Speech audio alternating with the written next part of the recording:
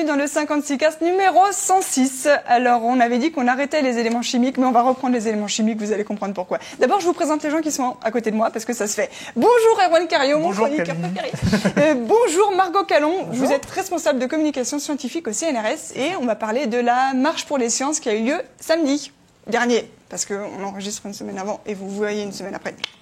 C'est samedi de la semaine d'avant. Pour introduire, donc, aujourd'hui, ça va être le Cyborgium Cast. Alors, on avait dit qu'on arrêtait les éléments chimiques, sauf que celui-là, déjà, on n'avait rien d'autre pour 106. Et celui-là, il est super rigolo. Déjà, à l'oral, on dirait qu'on parle d'un cyborg. Hein. Cyborgium, moi, je l'écris comme ça. Le Cyborgium, c'est pas mal. C'est Y-B-O-R-G. Mais en fait, non.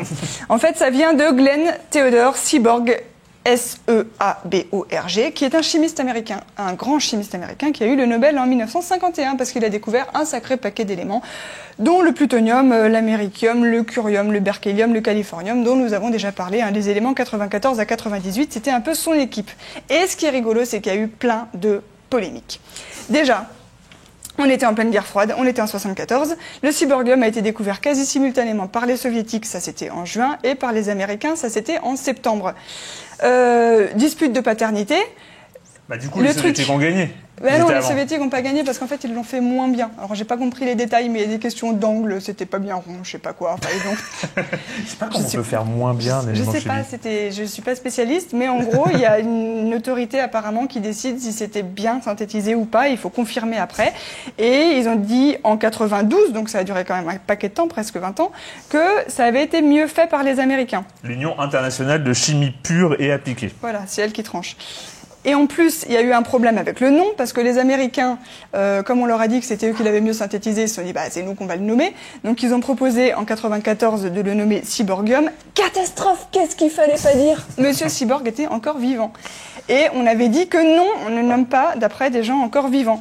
Donc l'IUPAC, l'Union internationale de chimie pure et appliquée, s'est fâchée, a dit non, on va l'appeler Rutherfordium. Je crois que c'était une proposition soviétique.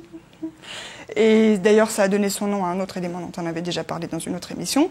Mais sauf que là, il y a eu une grosse manif mondiale de chimistes qui ont dit non, vous l'appelez cyborg, le mec, il a fait 45 milliards de trucs dans sa vie. Ouais, soit il est encore vivant, mais quand même, on peut faire une exception, quoi. Et donc, pour la faire courte, à la fin, ils ont changé la règle et ils ont dit qu'en plus, maintenant, la règle était rétroactive. On a le droit de nommer les éléments d'après les gens vivants.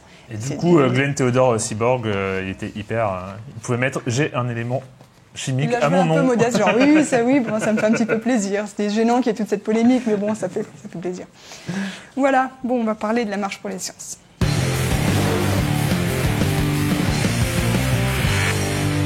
Quartier libre, donc avec Margot Calon. Vous êtes responsable de communication scientifique au CNRS. Et d'ailleurs, on vous demandera tout à l'heure ce que vous faites exactement dans la vie, parce que ça m'intéresse, ce qu'il y a derrière ça.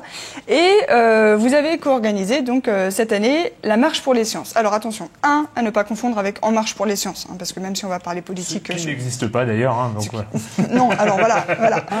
En Marche, a priori, ne s'intéresse pas beaucoup aux sciences, on va peut-être en parler aussi.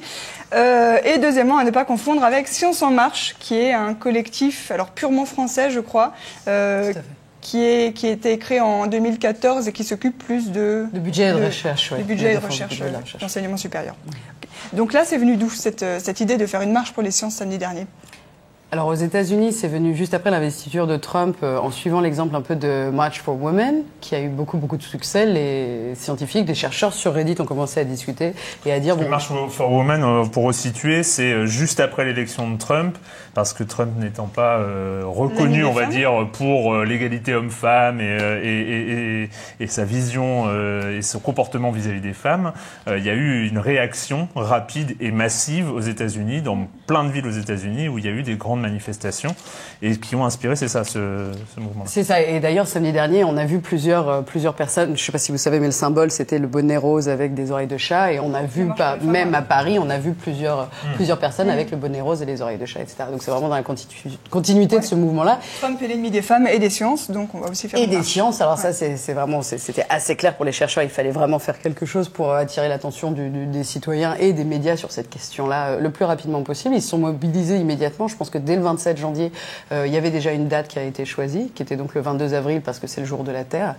Et en France, comment ça s'est passé? C'est que je pense que nous, c'était vers la fin du mois de janvier.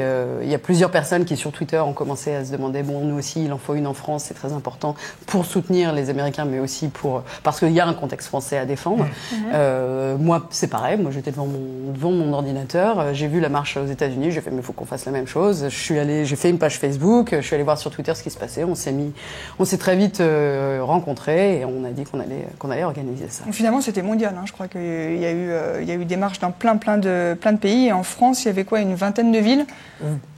Alors ça, c'est jusqu'au dernier moment, des villes se rajoutaient. Il y a eu la Guyane, il y a eu la Réunion, etc. Jusqu'au dernier moment, mais je pense qu'au moment de la marche, on en était à 22. Je dis peut-être des bêtises, mais a priori 22, oui. Et on est le deuxième pays où il y a eu le plus de marches. D'accord. Et donc ça a réuni quand même en France, alors que c'est un mouvement américain au départ, ça a quand même réuni à Paris notamment plusieurs milliers de personnes. C'est ça, plus de 5000 personnes à Paris. En tout, je pense qu'on était 12 000 sur toute la France, ce qui est un plutôt bon chiffre. C'est pas énorme, mais c'est quand même les chercheurs sont pas connus pour manifester. Juste ce que vous disiez juste avant l'enregistrement, parce que je suis sûre qu'il y a plein de gens qui savent pas, et moi je savais pas non plus, que maintenant sur Google il y a une API où on peut calculer le nombre de personnes qui avaient le long d'une manif, qui a été faite après le coup du Trocadéro de Fillon, là où il y avait plus de personnes que nous pouvions en remplir la place. Le nombre de personnes qu'on peut mettre en fonction de la densité moyenne, on va dire, de nombre de personnes au mètre carré. Et on dessine une zone dans Google Maps via une API et puis il nous donne le nombre estimé de personnes qui remplissent cet espace. C'est comme ça que vous avez compté 5000 personnes à Paris?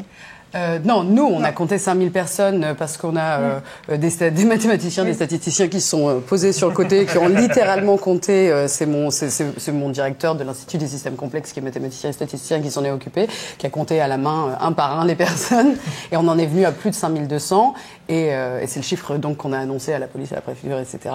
Et ensuite, on a vu sur ce Google Check Fact cette API, on a vu que de toute façon, la capacité, c'était 5500. Donc pour nous, c'est un grand succès que de toute façon, on n'aurait pas pu accueillir plus de monde. On était au maximum de la capacité. Trop bien. Et alors du coup, les revendications de cette marche, est-ce que c'était vraiment en soutien aux Américains? Est-ce qu'il y avait des spécificités françaises? On peut peut-être commencer par...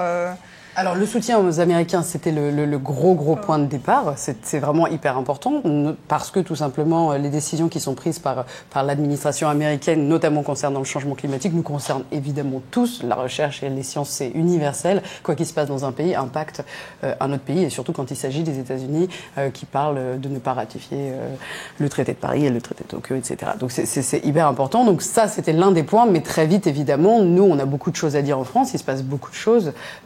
Notamment le fait qu'on soit au milieu d'une présidentielle, de 2 tours de présidentielle, et que les sujets de climat, d'écologie, de transition énergétique, etc. sont quasiment absents du débat à la présidentielle, et ça, c'est un peu inédit, et pour nous, c'est inacceptable. Donc c'est vrai qu'on avait ce contexte très fort, peut-être qui explique d'ailleurs qu'on est le deuxième pays qui a organisé le plus de marches. Voilà, parce que c'est un peu inédit. Les gens se sentaient un peu concernés en ce moment. Alors, si on commence par les Américains, ce qui se passe en ce moment, pour revenir un petit peu, il y a notamment le projet de réduire de 31% le budget de l'Agence de protection de l'environnement, donc c'est l'EPA aux États-Unis. Donc moins un tiers du budget, ça va geler énormément de programmes. Donc ils avaient des recherches sur les moteurs propres, les émissions diesel et tout ça qui vont être juste coupées. Et surtout, alors je ne sais pas si c'est fait ou pas, est-ce que cet homme a été nommé, Scott Pruitt, qui est un climato-sceptique et qui a été nommé à la tête donc de l'agence de protection de l'environnement. C'est quand même du pur Trump. Enfin voilà, c'était. Et ça c'est créé des situations vraiment surréalistes. Moi, quand j'ai vu ça, j'ai vraiment cru que c'était un article du Gorafi. J'y ai pas cru. Et ça a été l'une de mes grosses motivations pour rentrer dans le mouvement et contribuer à organiser la marche pour les sciences. C'est qu'on est on est vraiment dans des situations complètement ubuesques. Et donc ensuite, quand il n'y a pas que ça, il y a ça évidemment, mais ensuite ils ont demandé aux agences gouvernementales de ne pas tweeter. Ça, je pense que c'est quelque chose qui a fait beaucoup réagir.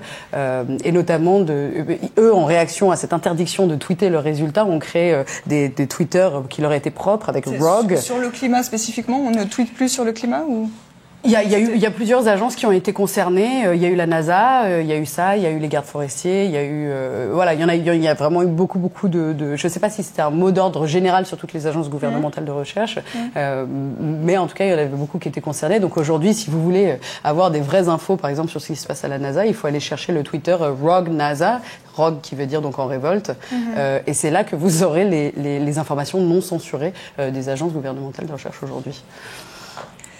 Il y avait aussi un décret ordonnant un réexamen de la mesure qu'avait fait Obama sur le climat qui s'appelait le Clean Power Plan, donc qui ordonnait aux centrales thermiques de réduire leurs émissions de CO2. La NASA, ils ont perdu plein de sous aussi. Alors l'EPA, donc il y a 3200 emplois qui vont être supprimés quand même.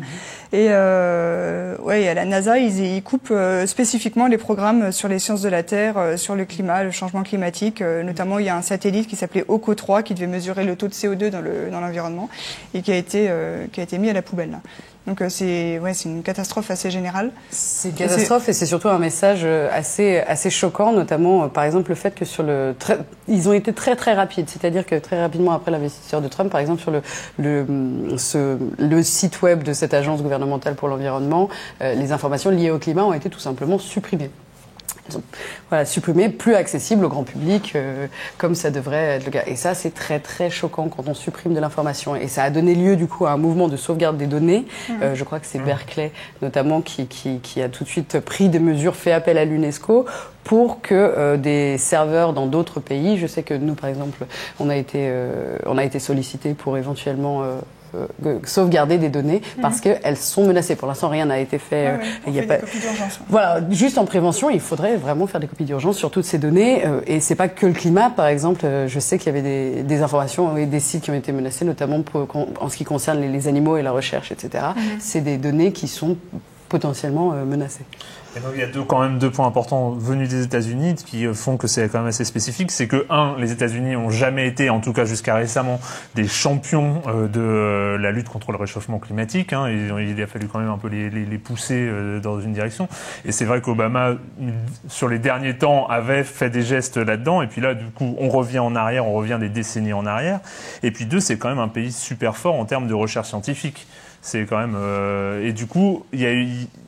Est-ce que l'écho comme ça aux États-Unis, parce qu'on a vu en France comment ça s'est passé, mais aux États-Unis, quelle a été un peu l'ampleur du mouvement? Alors j'ai pas les chiffres, malheureusement c'est vrai qu'on était tellement la tête dans notre contexte national à nous. On avait une personne on a une personne dans notre équipe qui était chargée donc de garder les relations avec l'international, c'était très important. On n'a pas encore les chiffres. Je sais qu'à Chicago, San Francisco, Washington, c'était énorme. Enfin, vraiment, il y a eu une mobilisation massive, surtout à San Francisco, c'est là où il y a Berkeley, Boston, etc., Washington. Voilà, c'est vrai que là, l'administration Trump joue contre ces universités qui sont pratiquement les plus avancées au monde. Donc Dieu merci, les chercheurs sont, pas que les chercheurs, bien sûr, ça je le répéterai peut-être après, mais sont allés dans la rue et espérons que ça fasse bouger les lignes. Après, l'administration américaine est tellement imprévisible, on n'a aucune idée. Et donc en France, tout le monde s'en fout dans la présidentielle, des sciences, de la recherche. Alors oui, pratiquement. On peut dire en gros que tout le monde s'en fout. Il y a plusieurs projets justement qui ont essayé d'alerter les présidents. Je crois, je dis peut-être des bêtises, mais je me demande si c'est pas le HESS ou l'ENS qui a fait un projet où il y a eu plusieurs scientifiques qui ont interpellé directement les candidats. Ils ont fait une plateforme de questions-réponses. Quelques candidats ont répondu. Nous à l'ISC par exemple, on a développé le politoscope qui permet de comparer sur Twitter les différentes thématiques. Alors c'est simple, on a fait une thématique recherche et éducation, c'est vide, pratiquement vide. Et le problème, c'est qu'on combine recherche et éducation à chaque fois dans ces thématiques-là. Donc évidemment, il parle d'éducation, ça c'est sûr. Après, tout ce qui est recherche, voilà, les sujets sont pratiquement absents. Et il n'y a pas que la recherche en termes de budget, recherche qui est donc très liée à l'université. Il y a aussi toutes les questions d'enseignement des sciences, d'argent qu'on met dans la culture scientifique, d'écologie, etc. Et ça, c'est des sujets qui apparemment ne sont pas la priorité de nos candidats. Et qu'est-ce qu'on aurait pu et dû mettre dans ces programmes aujourd'hui en 2017 ? Alors ça, je suis pas candidat moi-même. Je pense que c'est un petit peu ce que je viens de dire en fait. Mettre la défense du climat, ça aurait dû être une priorité. Certains candidats l'ont fait, mais ça aurait, je pense, selon moi, dû être le sujet le plus débattu. Il y a quand même, on parle de transition énergétique, il y a toujours les OGM, il y a la question des vaccins, il y a énormément de choses à dire, même si c'est pour qu'il y ait des débats et que les gens soient pas d'accord. On a énormément de choses à dire. On a un peu parlé des démantèlements des centrales nucléaires, etc. Mais c'est pas suffisant. On est vraiment à un moment paradigmatique de notre histoire planétaire et il y a énormément de choses à dire sur tous ces sujets-là et c'est complètement aberrant qu'on n'en parle absolument pas. Donc pour répondre à votre question un peu plus, donc cette question du climat et ensuite cette question de l'éducation scientifique. Il y a aussi beaucoup de choses. On parle du gap, technological gap. C'est très important. Aujourd'hui, on passe au tout technologique, tout digital, et il y a beaucoup d'enfants, de gens qui vont pas avoir pour demain les capacités de maîtriser tous ces outils. On peut pas laisser ces outils dans les mains de quelques experts, informaticiens, etc., qui font qui font un très bon boulot et on a besoin d'eux. Mais il faut que tout ça devienne une culture. Ça doit être partie intégrante de la culture générale de chacun. Donc il faut absolument et le plus rapidement possible intégrer ça au cursus scolaire, par exemple. Et est-ce qu'il n'y a pas aussi une réflexion, en tout cas de la part du monde des sciences en France, parce qu'on a l'impression que non seulement effectivement la science d'une manière générale est assez absente des programmes scientifiques, et en plus la recherche fondamentale, elle, on parle à la limite de recherches appliquées qui vont avoir des conséquences sur l'économie directe ou ce genre de choses parce que il faut être dans le tempo, il faut pas se faire larguer, etc. Ça va être sur, je sais pas, la 5G ou sur des applications concrètes de demain. Mais on a aussi l'impression que la recherche fondamentale, celle qui est en caricaturant peut-être, mais avant tout là pour faire avancer le savoir de l'humanité, on va dire ça. Elle, dans un contexte économique tendu et ce genre de choses, est-ce qu'elle ne souffre pas comme ça de cette absence de politique?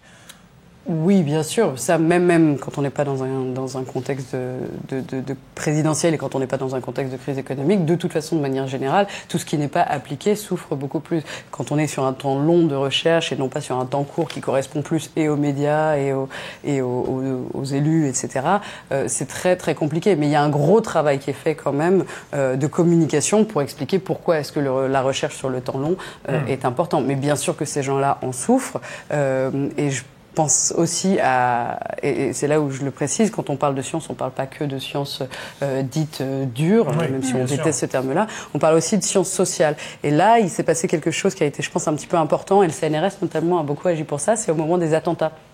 Au moment des attentats, Manuel Valls notamment a dit expliquer c'est déjà excuser.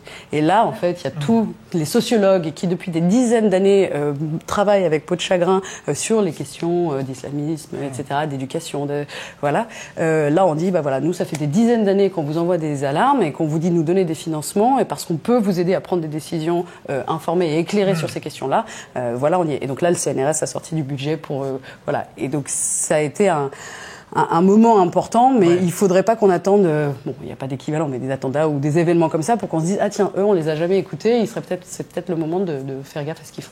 Alors aux États-Unis, il y a beaucoup un des grands problèmes avec Trump, c'est que lui revendique le droit d'avoir des faits alternatifs. Donc il y aurait les faits proposés par les scientifiques et d'autres faits qui seraient vrais aussi, qui seraient ceux qui lui plaisent. En France, on n'en est pas à ce niveau-là, mais on a quand même effectivement dans ce truc expliquer c'est déjà excusé, ou dans des propositions d'écrire un roman national à la place d'apprendre l'histoire. Comme ça, une petite distance par rapport à la réalité en faisant croire qu'on peut en avoir plusieurs versions. C'est ça. Et c'est en France, je pense que par exemple, quand les candidats Nicolas Sarkozy par exemple, ont commencé à avoir des petits penchants climato-sceptiques. À un moment, on a vu tout de suite que ça marchait pas en France. Il y a des dangers réels. Hein. Si on va sur Internet et qu'on cherche théorie de la Terre plate, on trouve très vite des choses et on s'arrache les cheveux. Mais le climato-scepticisme,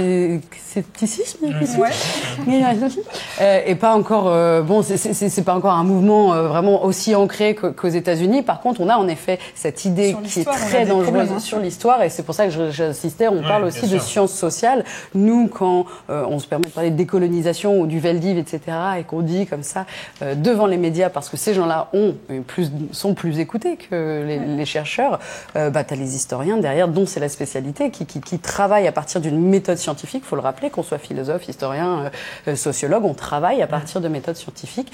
Je pense que ces gens-là, malheureusement, bondissent et s'arrachent les cheveux, en entendant des personnes dont c'est pas l'expertise parler sur ces sujets-là. Après, et c'est quelque chose qu'on essaie de répéter aussi, les scientifiques n'ont pas la science infuse, n'ont pas la parole de la vérité. On n'est pas du tout scientiste dans ce sens-là. C'est juste qu'il y a certains sujets, il faudrait au moins leur laisser la parole. On en est là. Au moins les laisser s'exprimer et les consulter pour qu'ils soient entendus. Et voilà.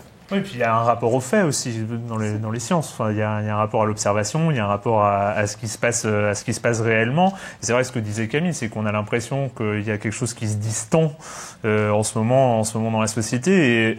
Et pour le coup, il y a quelque chose on a l'impression que la science, qu'elle soit sociale, dure et tout ça, devient quelque chose de presque à rejeter. Enfin, on a l'impression, je reviens sur les faits alternatifs, mais on est dans quelque chose qui pouvait sembler complètement surréaliste il y a une dizaine d'années, quoi. On est en train de dire, il y a des discours qui établissent des choses qui sont fausses, factuellement fausses. Et du coup, c'est aussi pour ça, je suppose, qu'il y a eu beaucoup de monde à cette marche française, en fait. C'est en réaction à ça. Oui, vraiment l'alternative fact, c'était lutter contre les alternatives facts et les fake news. C'était vraiment un de nos mots d'ordre. Enfin, pour un scientifique, le concept d'alternative fact, c'est quelque chose d'absolument absurde. Et rien que cette chose-là est suffisant pour lui pour descendre dans la rue, ça c'est sûr. On peut pas laisser ce genre d'idées se propager, c'est impossible. Et surtout, pour pas que ces idées se propagent, il y a pas 1000 solutions. Il faut que les scientifiques prennent la parole. Je parle que des chercheurs et des scientifiques depuis tout à l'heure. Il n'y a pas que, évidemment, cette marche, c'était pas que pour les chercheurs. Il y a les journalistes, les communicateurs, les médiateurs, les citoyens, etc. Et donc, pour lutter contre ça, il faut qu'ils soient actifs sur les réseaux sociaux. Vu que les personnes qui diffusent des alternatives facts et des fake news, eux, ils sont sur les réseaux sociaux. Il faut vraiment que les chercheurs aussi puissent investir ces endroits-là, investissent la rue, investissent les lieux publics, investissent... Donc, il faut qu'on parle plus fort que ceux qui disent des conneries. Exactement. C'est quelque chose qu'on dit toujours, moi qu'on m'a répété en école de communication scientifique. Pourquoi communiquer quand on est chercheur? Parce que si c'est pas vous qui le faites, d'autres le feront. Et ce sera plutôt les entreprises et les politiques et les trucs qui le feront. Donc il vaut mieux pas leur laisser la place ou alors au moins être là pour leur répondre. Occuper l'espace. Justement, quand on est en charge ou quand on s'occupe de la communication scientifique pour des chercheurs, pour des choses comme ça, comment est-ce que au quotidien, parce que c'est votre travail, comment est-ce que on améliore ce rapport peut-être à la communication sur les réseaux sociaux, sur Internet, sur ce genre de choses? D'où est-ce qu'on part déjà? Alors, la communication scientifique, il faut savoir, c'est un domaine qui est assez récent, qui a surtout été développé aux États-Unis et en Angleterre. Les Anglais sont très forts, notamment avec la British Association, qui est très active, etc. Nous, en France, on n'a pas d'institut comme ça très porteur avec une volonté d'aller vers la communication scientifique. De plus en plus, mais on a un petit délai. Donc, on a certains chercheurs qui sont très investis dans la com scientifique. Malheureusement, pour l'instant, ça se compte un peu sur les doigts de la main. C'est vraiment en train de changer. En ce moment, il y a par exemple un festival qui se passe à Montréal, mais organisé aussi, co-organisé par la France, qui s'appelle Science and You, qui est consacré à la communication scientifique. Voilà. Donc il y a des choses qui bougent, mais pour l'instant, pour répondre à votre question, on part un petit peu de loin. Ouais. Il y a même beaucoup de scientifiques qui sont un peu méfiants vis-à-vis de la communication. Qui aiment pas trop les journalistes, toujours, parfois à raison, parce que nous on l'a vu avec la marche pour les sciences, des fois c'est un peu déformé. Mais il faudrait, donc voilà, donc on part de loin en termes de cette communication. Certains sont pas habitués des outils de communication actuels, Twitter, Facebook, etc. Il y a pour beaucoup de chercheurs, c'est pas naturel. Donc il faut vraiment développer les espaces de formation déjà pour les chercheurs et encore, je le répète, les espaces de communication scientifique. Il y a par exemple ici à Paris l'espace Pierre-Gilles de Gênes qui amène les chercheurs, les journalistes et les citoyens à se rencontrer, etc. Donc faut développer tout ça parce qu'il y a beaucoup à faire encore. Et alors donc vous, au quotidien, vous êtes responsable de communication scientifique, donc c'est pas médiatrice scientifique, parce que vous êtes plus tourné vers les chercheurs que vers le public, et c'est pour leur apprendre justement à gérer Dans l'idéal, leur apprendre, les sensibiliser, même juste simplement les sensibiliser à ces questions-là, aux outils qu'ils peuvent utiliser, tout simplement, qu'est-ce que c'est Twitter, Facebook, comment rédiger, c'est-à-dire que pour un chercheur qui est toute la journée dans son propre langage, chaque discipline a leur propre langage, c'est très très difficile de parler de ce qu'ils font avec les mots un petit peu compréhensibles par tout le monde. Quand je dis tout le monde, c'est aussi bien les citoyens que les élus, la collectivité locale ou même leurs pairs, c'est-à-dire qu'un géologue va pas parler à un physicien ou un chimiste, ils n'ont pas forcément le même langage. Donc les sensibiliser à ces questions-là, c'est déjà la première étape. Et on voit sur Internet, on en a parlé dans cette émission il y a quelques mois, notamment sur YouTube, où on se rend compte qu'il y a des conférences scientifiques relativement pointues, qu'il y a même des youtubeurs de vulgarisation scientifique qui ont énormément de succès. L'Espace des sciences de Rennes, qui fait toutes les semaines une vidéo de conférence qui est super bien filmée, super bien captée, mais sur des thèmes pointus qui peuvent aller de la physique quantique à plein de choses de cet ordre-là, et qui atteignent des 100 000, 200 000 vues. On voit quand même qu'il y a un vrai appétit du public.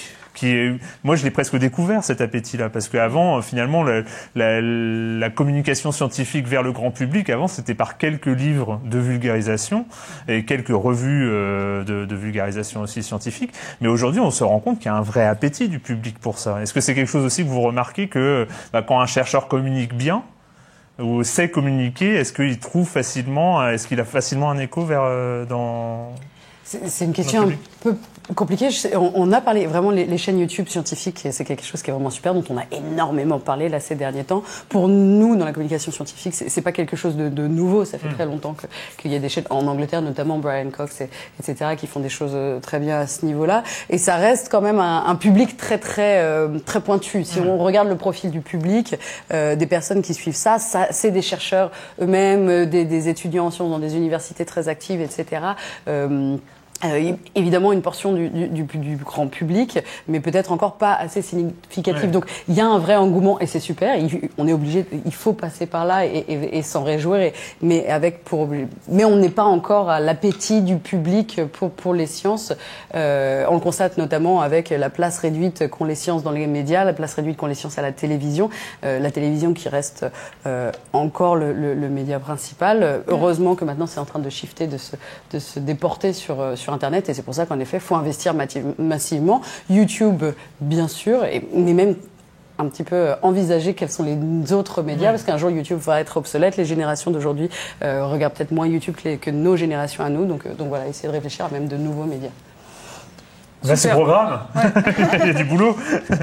Merci beaucoup, donc Margot Callon. Et on va finir avec une vidéo de loutre.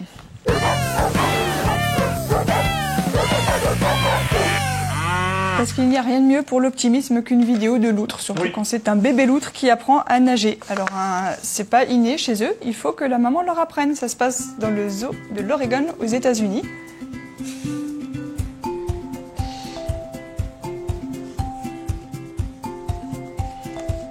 Donc, il se fait tirer par la peau du cou par sa maman pour le forcer à apprendre les mouvements. Et j'aime beaucoup les sous-titres de la vidéo qui disent... Elle a l'air de le forcer comme ça, il a l'air de pas avoir envie, mais ne vous en faites pas, ce n'est pas dangereux, les loutres ont toujours appris à nager comme ça. Il faut rassurer les gens qui regardent ça. Sinon, il n'y a pas de maltraitance de loutre. C'est ça, t'as des commentaires en dessous, mère indigne, enlevez-lui son bébé.